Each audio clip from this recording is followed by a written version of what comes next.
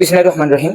সুপ্রিয় দর্শকদের স্বাগত জানাচ্ছি। আর আমরা এই মুহূর্তে অবস্থান করছি সদর উপজেলার কান্দিগাঁও ইউনিয়নের গোপাল পশ্চিম এরিয়ায়, যেখানে আবাসিক এলাকা। আমরা যতটুকু জেনেছি যে এই বাসার প্রধান তাদের বাবাকে নিয়ে মেডিকেলে এবং মেডিকেল থেকে আসার পর এখানে তারা দেখতে পেলেন যে বাসার যা কিছু ছিল ডাকাতরা ইতিমধ্যে ডাকাতি করে নিয়ে গেছে। এখানে উপস্থিত হয়েছেন সদর উপজেলার ৮ নং কান্দিগাঁও ইউনিয়ন পরিষদের চেয়ারম্যান এবং এবং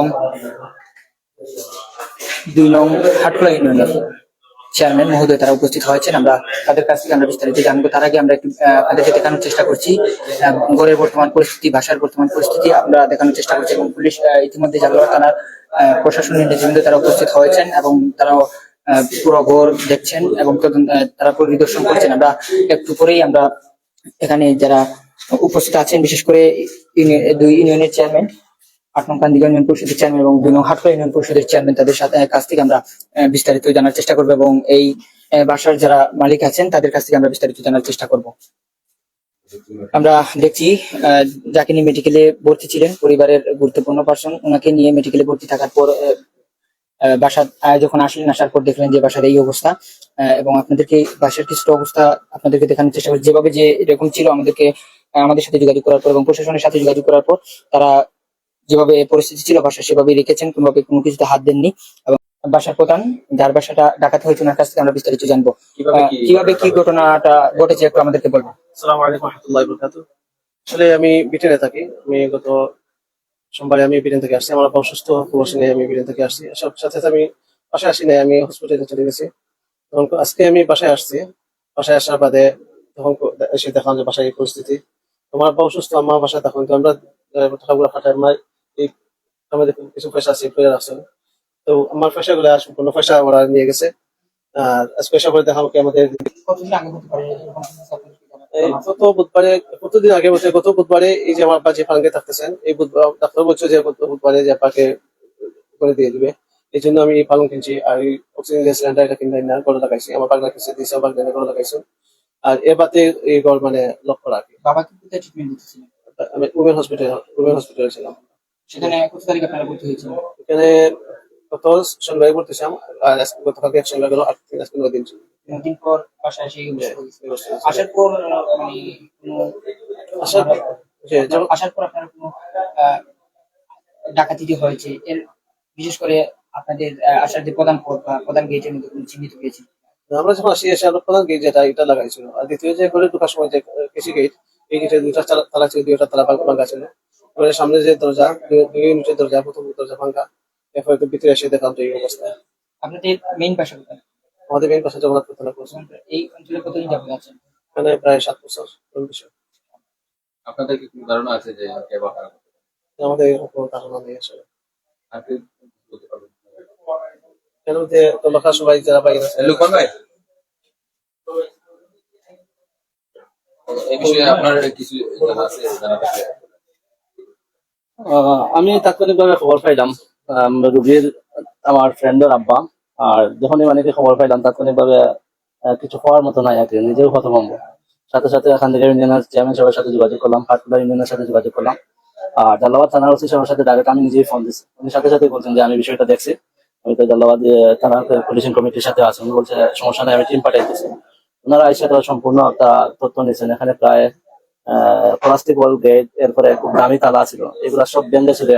সবকিছু মানে কি তারা গুরুত্বপূর্ণ যেত মালামাল, বিদেশি শাড়ি ছিল, সোনা ছিল, আইফোন ছিল।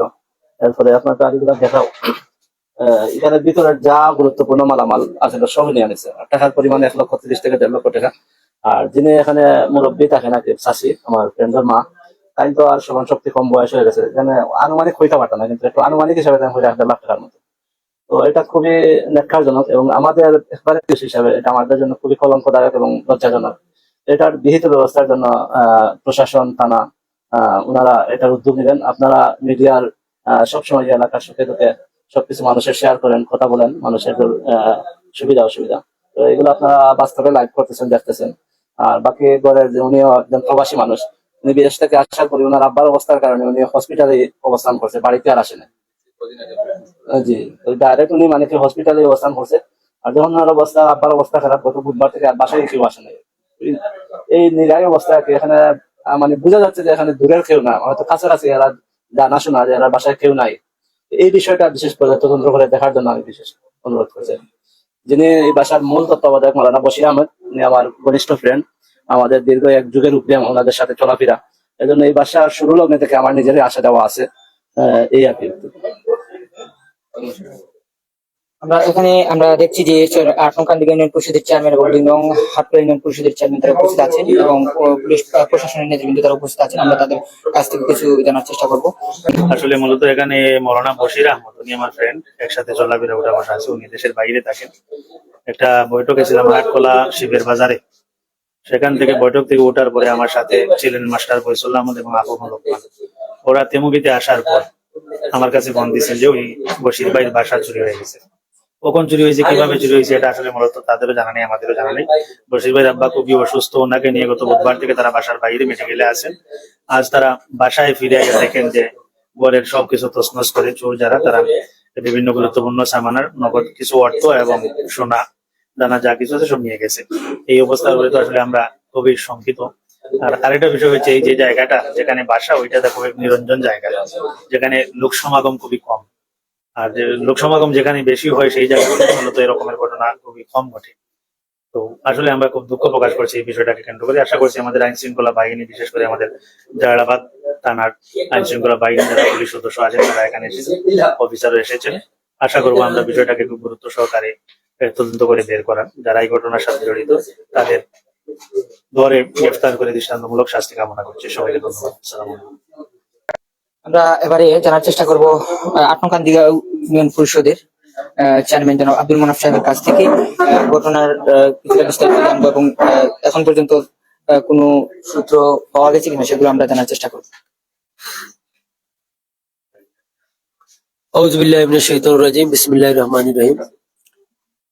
আমরা আজকে যেখানে উপস্থিত হয়েছি, আসলে দুঃখ প্রকাশ করছি আমার ইউনিয়নের 4 নং ওয়ার্ড গোপাল গ্রামের একটি প্রজেক্টে প্রবাসী মৌলানা বশিরউদ্দিন আহমেদের বাসায়।